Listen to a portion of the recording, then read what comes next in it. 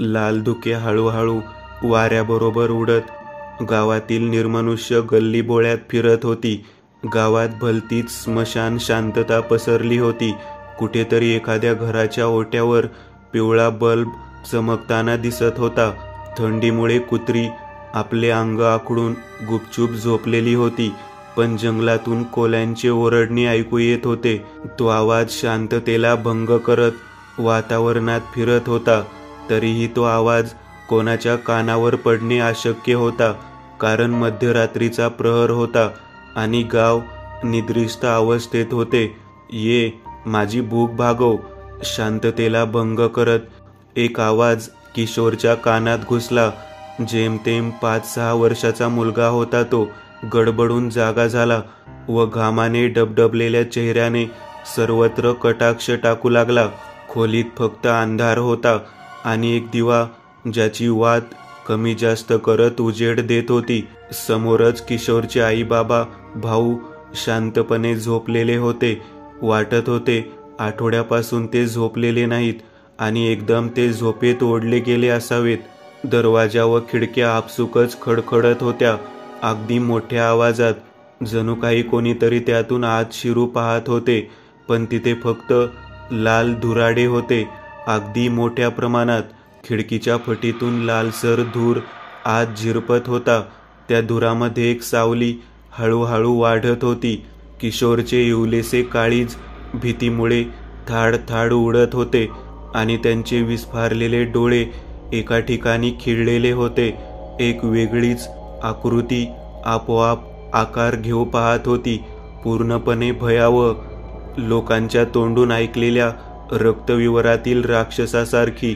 क्षणात लालभडक काहीतरी चमकले व चेहऱ्याला काळजाला चिरत जाणारे भयावह हास्याची खळी पसरली. "ये, माझी भूक भागव," तोच धीर गंभीर घोगरा आवाज शांततेला चिरत किशोरच्या कानावर पडला व तो घाबरून ओरडणार तोच त्याचे उघडे तोंड अडकले व विस्फारलेले डोळे जागीच खिळले. त्याचा घामाघूम झालेला चेहरा एकदम स्थिर झाला व हळूहळू त्याच्या शरीरातून घाम पाण्यासारखा फुटू लागला. लाल भडक फक्त रक्तच ओघळत खाली येऊ लागले. किशोर लागलीच यंत्रवत उठला. दरवाजा आपोआप खाड करून उघडला व घरात दाटून राहिलेला लाल धुराडा एकदम बाहेर पडला. खन खन आवाज त्या गावातील शांत गल्लीत घुमला. कुत्री बिथरून एकदम भुंकू लागली. किशोर हळूहळू पुढे सरकत होता व मागे फक्त रक्ताने उमटलेले त्याच्या पायाचे ठसे राहिले होते.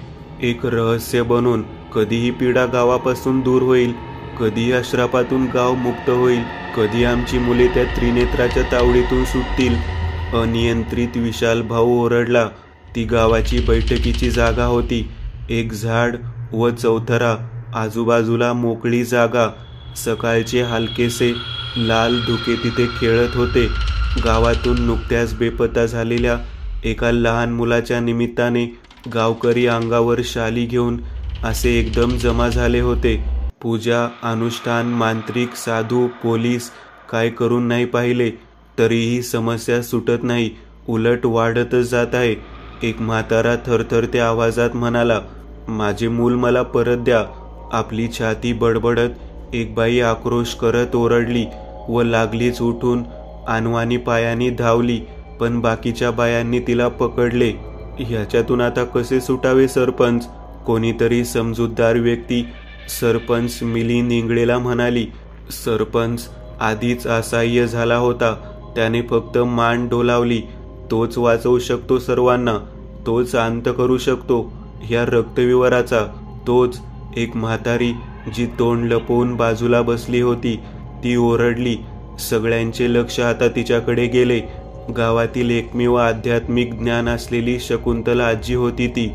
अनेकांच्या समस्या सोडवायची, परंतु तिनेच आपला एकुलता एक मुलगा रक्तविवरात गमावला होता. काही मार्ग आहे काय? कोण आहे तो? सरपंचने विचारले. रुद्र, ती म्हातारी म्हणाली.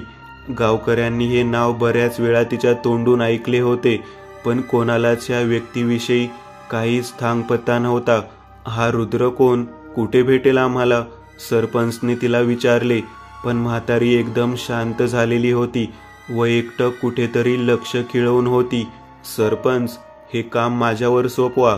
मी या व्यक्तीची माहिती काढून उद्यापर्यंत आपल्याला सांगतो. वैभव म्हणाला. बरं, लवकर. हा रुद्र कोण आहे? मलाही भेटायचे आहे त्याला. सरपंच म्हणाले. दिलीप, मला रुद्र नावाच्या व्यक्तीविषयी काही माहिती देऊ शकतोस काय? वैभवने विचारले. रुद्र नावाचे कित्येक व्यक्ती असतील यार, मी कुठे शोधू याला? तिकडून आवाज आला. हाही फोन वाया गेला. निराशेने वैभवने आपला हात झटकला. परत त्याने मोबाईल स्क्रीन चाळली. नंदन नावाच्या व्यक्तीचा समोर नंबर होता. वैभवला आठवले की गावात परतताना तो नंदनशी भांडण करून आला होता. त्याचे हात थरथरत होते. तरी गावासाठी त्याने त्याच्या नंबरवर क्लिक केले. काही वेळ शांततेत गेला. फक्त रिंग वाजत होती. फोन उचलला गेला, पण एकदम शांतता होती. हॅलो नंदन, कसा आहेस? वैभवच बोलला. आज आठवण आली काय माझी? तिकडून आवाज आला. मला वाटले रागावला असशील माझ्यावर, वैभव म्हणाला. थोडाफार, नंदन उत्तरला. मग बोलणार नाहीस काय? वैभव म्हणाला. बोल, काय काम आहे? नंदनचा आवाज आला. रुद्र, रुद्र, तू रुद्र नावाच्या व्यक्तीला ओळखतोस काय? वैभवने विचारले. होय, इथे नाशिकमध्ये आहे. भूत पळवतो. म्हणतात की अनेक अलौकिक शक्ती त्याला अवगत आहेत, पण मी असल्या गोष्टींवर विश्वास ठेवत नाही. नंदन शांत आवाजात म्हणाला. मित्रा, तू विश्वास ठेव आगर नको, पण त्याची खूपच गरज आहे. शकुंतला आजी त्याचेच नाव घेते. बरं, त्याचा पत्ता सांगू शकतोस का? वैभव म्हणाला. माफ कर, माफ कर, मला माहीत नाही. मी अशा व्यक्तींची माहिती ठेवत नाही. नंदन म्हणाला. प्लीज मित्रा, आमच्या गावाच्या अस्तित्वाचा प्रश्न आहे. एवढे तर करूच शकतोस ना? अरे, आजच एक मुलगा बेपत्ता झाला आणि मागे काय उरले? त्या रक्तविवरापर्यंत जाणारे रक्ताळलेले पायांचे ठसे. वैभव भाऊक होत म्हणाला.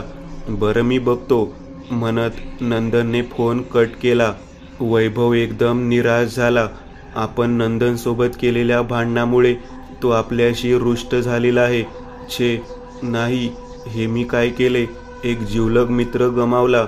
वैभवच्या डोळ्यात पाणी होते व डोंगराआड जाणाऱ्या लाल केशरी सूर्याच्या गोळ्यावर त्याचे डबडबलेले डोळे स्थिरावलेले होते. काय झाले वैभव? रुद्रचा काही तपास लागला काय? पाळण्यावर बसलेल्या सरपंचने विचारले. अवतीभोवती काळोख पसरले होते. वैभव अंगणात खाली मान घालून उभा होता. पाळण्याचा कर्कश आवाज तो काय तेवढाच वातावरणातील शांतता भंग करत होता. रुद्रचा पत्ता लागला. तो नाशिक शहरात राहतो, पण त्याचा मूळ पत्ता काही लागला नाही. वैभव उत्तरला. बघ वैभव, गोष्ट फक्त गावातील रक्तविवराची नाही, पण गावात विनाकारण जीव गमावणाऱ्या लहान मुलांचीही आहे. तू जितक्या लवकर रुद्रचा पत्ता लावशील तेवढेच चांगले. सरपंच म्हणाला. मी प्रयत्न करतो, म्हणत तशीच खाली मान घातलेल्या अवस्थेत वैभव मागे फिरला. कारण त्याने कितीतरी वेळा नंदनला फोन लावून पाहिला होता, तरी फोन स्विच ऑफ असल्याचे सांगत होते. त्यामुळे तर वैभव आणखीनच निराश झाला होता. अचानक एक सावली थरथरत निघून गेली आणि वैभव त्या भयानक स्वप्नातून दचकून उठला. होय, तो स्वप्नात होता. एखाद्या भयानक स्थळी एकटा अडकलेला. अंथरुणातून उठून वैभव घामाने चिंब भिजलेला चेहरा पुसत खिडकीपाशी आला. हातात विडी व माचीस घेऊनच गेला होता तो. त्याला विडीची तलब नव्हती, पण कधीमधी ओढायचा. घर मोठे होते व तो एकटाच राहायचा. ना त्याला आईबाप ना बायको. बायको असेल तरी कशी? तो शहरात आपले शिक्षण पूर्ण करत होता. खिडकीतून थंडगार हवा येऊन एकदम त्याच्या चेहऱ्यावर आपटली. बाहेर अवकाशात शुभ्र चंद्र व टिमटिमते चांदणे चमकत होते. त्याबरोबरच ते मनहूस लाल धुकेही फिरत होते, जे त्या रक्तविवरातून निघून गावभर पसरत असे. एकट्यापणाच्या जळीने अचानक मनावर दडपण पडले आणि आईबाबांच्या आठवणीने त्याच्या डोळ्यातून अश्रू गळले. साधारण 5 वर्ष अगोदर त्याचे बाबा गावचे सरपंच होते. त्यांनी गावासाठी रस्ते, वीज, पाण्यासाठी बऱ्याच चांगल्या गोष्टी केलेल्या होत्या. पण एक महत्त्वाची समस्या ते कधी सोडवू शकले नाहीत, रक्तविवर. त्यांनी खूप प्रयत्न केले व एक दिवस गावातील काही तरुणांना जमवून ते तिथेच गेले. एक ओलसर रक्तमिश्रित काळी धगधगती जमीन, ते विवर अगदी खोल गुडूप, भयावह. पण ते तिथून परतले नाहीत. गिळंकृत केले त्यांना विवराने. लोक बोलत असत. मोबाईलची ट्यून वाजली आणि वैभव भानावर आला. त्याने मागे फिरून पाहिले. एक लाकडी खुर्ची अंधुकशा उजेडात हेलकावे खात होती. वैभव हळूच पुढे सरकला. त्याने थरथरता हात खुर्चीला लावला. बाबा गेल्यानंतर आई ह्याच खुर्चीवर शून्यात नजर घालून बसत असे. त्यानंतर आईची हालत खूपच गंभीर झाली. अन्नाविना त्या सुकल्या व कातडी हाडांना चिकटली. त्या जास्ती जगू शकल्या नाहीत. वैभव पूर्ण एकटा झाला. एकदम. वैभव, काय झाले रुद्रचे? ओट्यावर येत सरपंचने विचारले. आज मी स्वतः जात आहे त्यांना आणायला, वैभव म्हणाला. वैभव, चहा? एक बाई चहाचा कप पुढे करत म्हणाली. चहा घे आधी. तुझ्या बापाने आधीच्या विवरापायी जीव गमावला. तू ह्या भानगडीत नको पडू, सरपंच म्हणाला.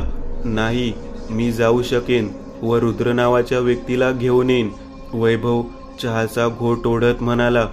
सरपंचने पाळण्याला हिसका दिला आणि पाळणा कर्कश आवाज करत मागे पुढे हेलकावे घेऊ लागला. वैभव चहा घेऊन जागचा उठला. तोच लोकांचा गोंधळ. दूरवरून सरपंचांच्या घराकडे येताना दिसला. काहीतरी ढोलताशा वाजवत होते व नाचत होते. माहीत नाही त्यांना इतका आनंद का झाला असावा. काहीच वेळात तो घोळका तिथे येऊन पोहोचला. अरे बबल्या, काय झाले? सरपंचने विचारले. कोणीतरी आलाय, बाबल्या घोळक्याकडे बघत म्हणाला. वैभवची नजर त्या घोळक्यात उभ्या असलेल्या नंदनवर खिळली होती. त्याला पाहूनच वैभवला हर्षभरीत झाले होते. पण तो स्वतःला रोखून पुढे काय होते ते पाहत उभा राहिला. कोण आले? सरपंच त्या घोळक्यात नजर फिरवत म्हणाला. रुद्र. घोळक्यातून लोक ओरडली. मग ढोलताशा वाजवायला व नाचायला काय झाले? सरपंच तोंडात पान टाकत म्हणाला. बरं, त्याला सोडा, तुम्ही जा, सरपंच म्हणाला. तसा घोळका गर्दी करत मागे फिरला.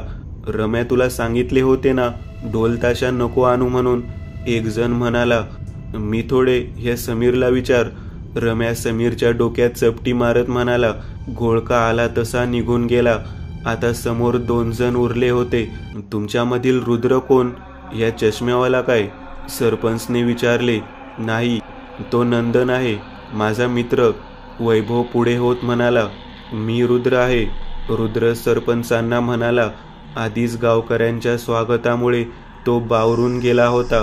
वरून हा विचित्र सरपंच झोके घेत फक्त बडबडत होता. रुद्रला हे सर्व अनपेक्षित होते. 2 दिवस टिकशील? वैभव, याला घरी घेऊन जा व त्या शकुंतला म्हातारीकडे फिरवून घेऊन ये. काही करतो की नाही, नाहीतर आला तसा परत जाय म्हणा, सरपंच म्हणाला व त्याने बाजूला पानची लाल पिचकारी मारली. रुद्र वैभव सोबत चालू लागला. त्यांचे वाईट वाटून घेऊ नका, ते तसेच आहेत, वैभव सरपंच विषयी बोलला. रुद्रने डोके हलवले व तो गावभर नजर फिरवू लागला. तिथे सर्वत्र एकदम पसरट मैदान होते. आजूबाजूला काही झाडे. ते गाव उंचवट्यावर वसलेले होते. येताना काही त्रास तर झाला नाही ना, वैभवने विचारले. नाही, पण गावकऱ्यांच्या स्वागतामुळे हैराण झालो, रुद्र हसत म्हणाला. वैभवही हसला. वाटत नाही गावात काही समस्या असेल, रुद्र म्हणाला. आहे, खूप मोठी आहे. आपण शकुंतला आजीकडे गेलो असतो, पण घरी जाऊयात, तुम्ही थकलेले असाल, आधी आराम करून घ्या, वैभव म्हणाला. ही शकुंतला आजी कोण व माझा तिच्याशी संबंध काय? केव्हापासून शकुंतला आजीचे नाव ऐकून रुद्र गोंधळला होता ते कळेलच, वैभव म्हणाला. गावापासून थोडे दूर थोड्या उंचवट्यावर 1-2 मजली घर होते. आजूबाजूला मोकळा व सुंदर आवार होता. तेथून घरामागे असलेला पसरट उंच डोंगर दिसत होता व त्याच्या पायथ्याला जंगल पसरलेले होते. हेच घर, या, दरवाजा उघडत वैभव म्हणाला. वरती 3 खोल्या आहेत व खाली 1 आणि स्वयंपाकघर, तसेच मागे बाथरूम वगैरे आहे. म्हणत वैभव त्यांना वरती घेऊन गेला व रुद्र आणि नंदनची खोली त्याने दाखवून दिली. शेवटी दुपारचे जेवण उरकून ते गावाकडे निघाले. गावात एकदम स्मशान शांतता पसरलेली होती. हे गाव दुपारी इतके शांत का? रुद्रने विचारले. इथे असेच आहे, सर्व भीतीने दिवसाही आपापल्या घरात शिरून बसतात. वैभव म्हणाला. गावात मुले तर फार गोंधळ घालत फिरताना दिसतात, पण या गावात सगळे उलटे कसे काय? रुद्रने परत विचारले. गावात मुले असतील तर ना, सगळी त्या राक्षसी विवराने गिळंकृत करून टाकलेली आहेत आणि जी आहेत त्यांना घरचे भीतीपोटी घरातून बाहेर पडू देत नाहीत. वैभव म्हणाला. रुद्र अवाक झाला व त्याला गावाविषयी फार दुःख वाटले. आता ते गावातील गल्लीबोळ्यातून निघाले होते. गावातील म्हातारी तरुण माणसे रुद्र व नंदनकडे एकटक स्थिर नजरेने पाहत सुटली होती. मध्येच रुद्रची नजर एका घरातील ओट्यावर गेली. एक लहान मुलगा हसत त्याच्याकडे पाहत होता. तोच घरातून एक बाई धावत आली व त्याला ओढून घेऊन तिने आपल्या पाठीमागे लपवले. वैभवने एका साध्या झोपडीवजा घराचा दरवाजा ठोठावला. तसे काहीच वेळात एका म्हातारीने दरवाजा उघडला. तिने आपला चेहरा पदराने झाकून घेतला होता. आला काय रुद्र? तिने विचारले. होय आजी, वैभव म्हणाला. या आत या, म्हणत तिने त्यांना आत घेतले. घरात एक पिवळा प्रकाश देणारा बल्ब पेटत होता. तिथे उदबत्तीचा वास दरवळत होता. एका कोपऱ्यात वेगवेगळ्या देवतांचे फोटो व लहान सहान मूर्त्या पडलेल्या होत्या. अंथरलेल्या चटाईवर हे तिघे बसले. आजीने पाणी आणून दिले व काहीच वेळात तीही त्यांच्या समोर बसली. वैभवने सांगितले होते की तुम्ही मला ओळखता, पण कसे? रुद्रने विचारले. म्हातारी थोडी हसली व तिने कटाक्ष रुद्रकडे टाकला. आता तिथे तीव्र शांतता पसरलेली होती. म्हातारीने एक श्वास सोडला व निवांत लाकडी खांबाला टेकून बसली. ह्या सगळ्या समस्येतून जर कोणी आम्हाला वाचवू शकतो तर तूच आहेस. तुझ्या शक्त्या अफाट आहेत. तुझी माझी तशी ओळख नाही, पण दैवी प्रेरणेने मला तुझे नाव कळले. म्हातारी म्हणाली. हा कोण? नंदनकडे बोट उचलत म्हातारी म्हणाली. हा नंदन आहे, माझा मित्र. हाच रुद्रला इथे घेऊन आला आहे. वैभव म्हणाला.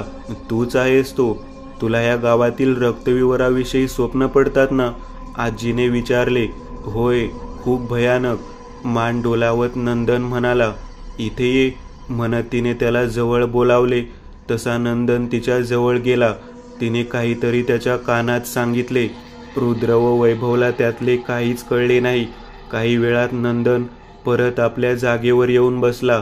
त्याचा चेहरा एकदम स्थिर गंभीर होता व काही घामाचे थेंबही कपाळावर जमा झाले होते.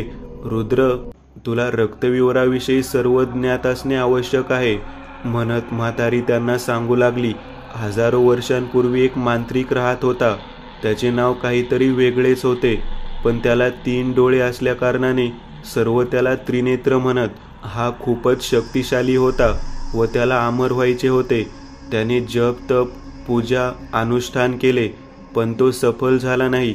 एका खूप जुन्या ग्रंथात त्याला रक्तविवराविषयी माहिती मिळाली, पण तो निर्माण करण्याचा मंत्र त्यात नव्हता. तरीही त्याने हार मानली नाही व आसुरी पूजा करून त्याने रक्तदेवतेला प्रसन्न केले व त्याच्याकडून रक्तविवर निर्माण करण्याची विधी व मंत्र जाणून घेतला.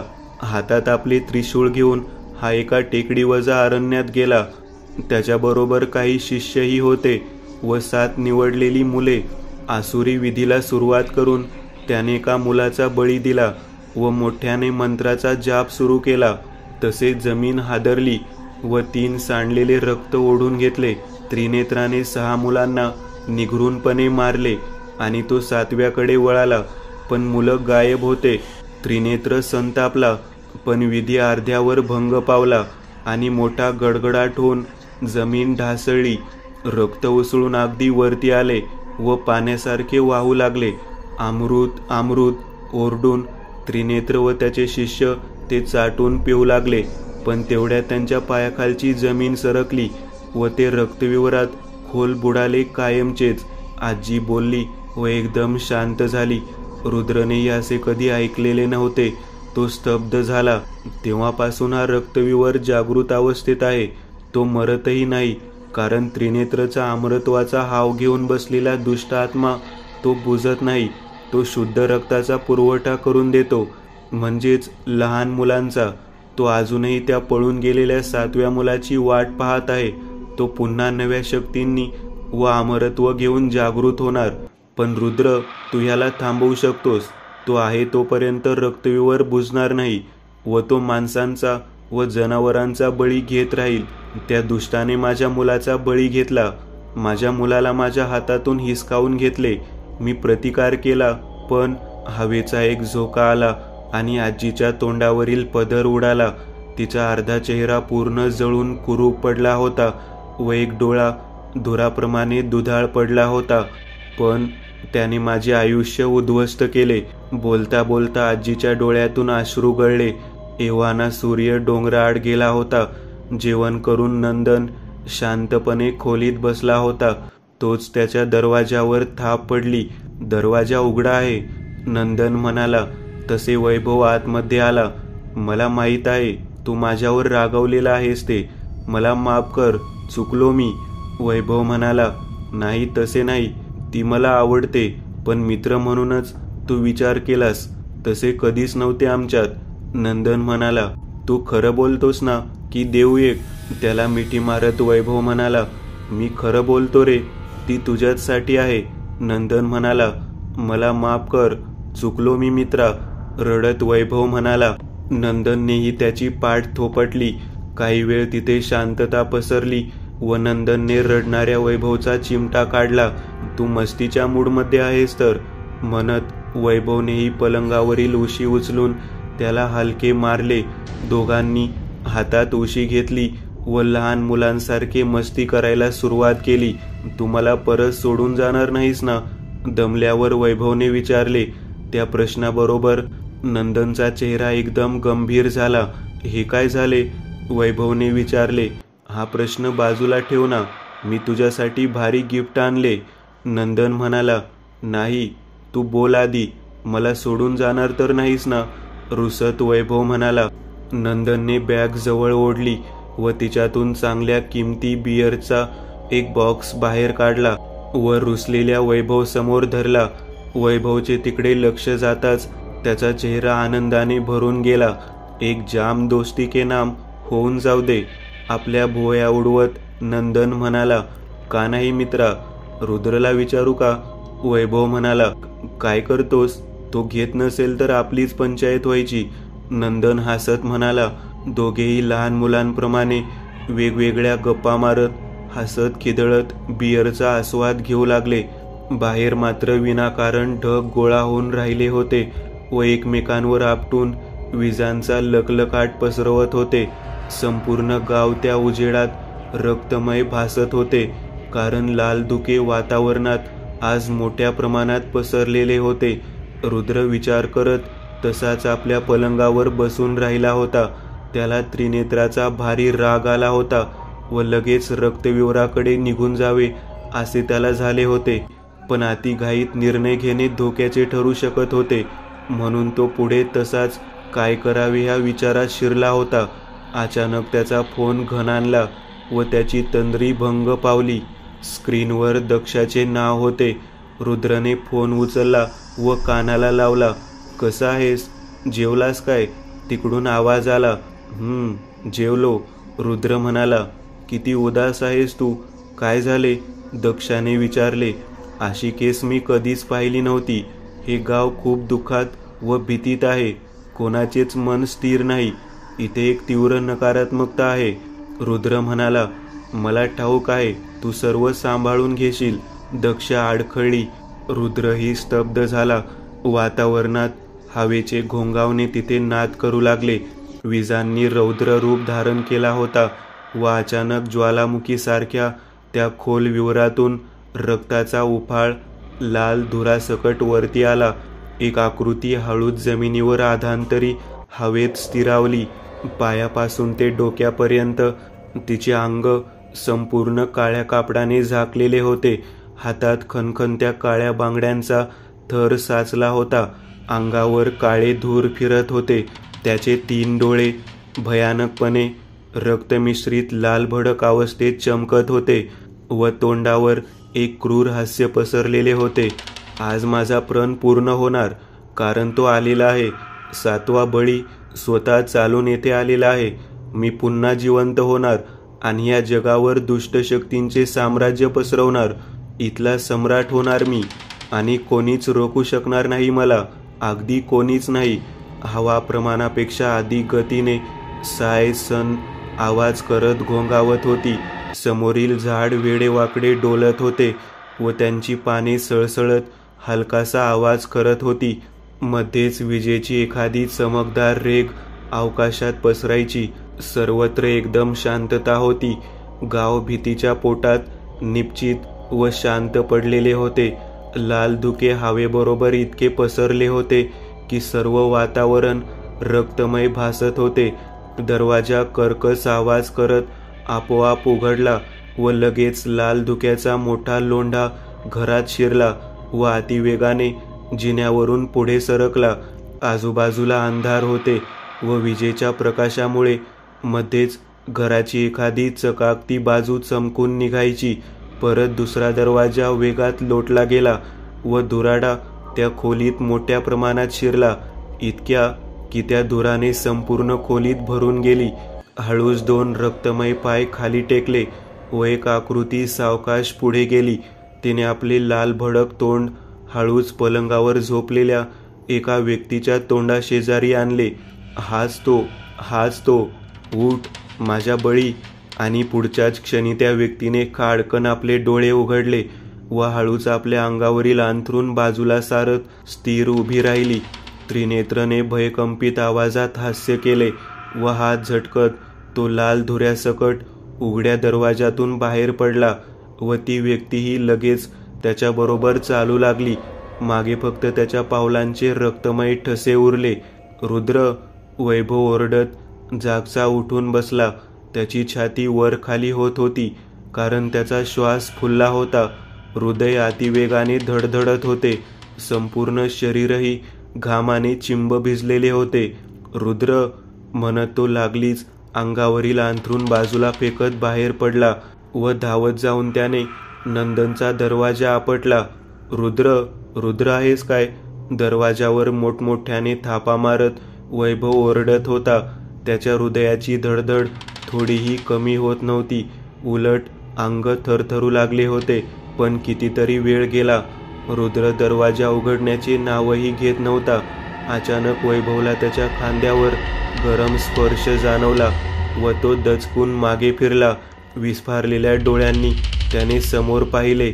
वैभव थरथरू लागला. त्याने नंदनला नेले. समोरील रक्तमय पायांच्या ठस्यांवर विजेरीचा उजेड टाकत रुद्र म्हणाला, ते संपूर्ण घनदाट जंगल होते. वेगवान हवेमुळे ती झाडे हेलकावे खात सळसळत होती. एका पायवाटेवर वैभव खांद्यावर जाड व लांब दोरीची गुंडाळी अडकवून लगबगीने विजेरीच्या उजेडात मार्ग निरखत चालला होता. मागून रुद्रही आपल्या खांद्यावरील पिशवी सांभाळत झपझप पावले टाकत वैभवच्या मागोमाग चालला होता. रुद्र, ते बघ रक्तविवर. दुरूनच वैभवने एका ठिकाणी बोट उचलले. तिथे काहीतरी लाल भडक वातावरणात चमकत होते व लाल धुराडा मोठ्या प्रमाणात खेळत होता. आजूबाजूला फक्त काही वाळलेली व मोडकळीस गेलेली झाडे होती. रुद्र व वैभव त्याच्या अगदी जवळ गेले आणि त्यांचे अंग शहारून उठले. नकळत वैभवने रुद्रकडे पाहिले. रुद्रही पूर्ण आश्चर्यचकित झाला होता. नावाप्रमाणेच ते रक्तविवर रक्ताने भरलेले होते. आजूबाजूची जमीन रक्तमिश्रित गाळाप्रमाणे लाल भडक झाली होती. तिथे विचित्र घाण वास दरवळत होता. आजूबाजूला नानाविध प्राण्यांचे व मनुष्यांच्या अंगाचे काही भाग सडलेल्या अवस्थेत पडलेले होते. तोंडावर रुमाल धरत रुद्रने वैभवला इशारा केला.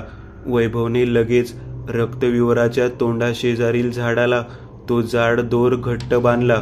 रुद्रही त्या लाल घाणेरड्या चिखलात पाय टाकत पुढे निघाला. दोघेही आता रक्तविवराच्या तोंडाशेजारी उभे होते. त्या खोल खड्ड्यातून धुराडा येऊन त्यांच्या तोंडावर आपटत होता व आतून आलेल्या लाल भडक उजेडाने त्यांचे शरीरही एकदम लाल भडक भासत होते. वैभवने रुद्रकडे पाहिले. रुद्रने मान डोलावली. त्यांच्या हृदयात धडकी होती, पण वैभवने दोर खाली फेकला.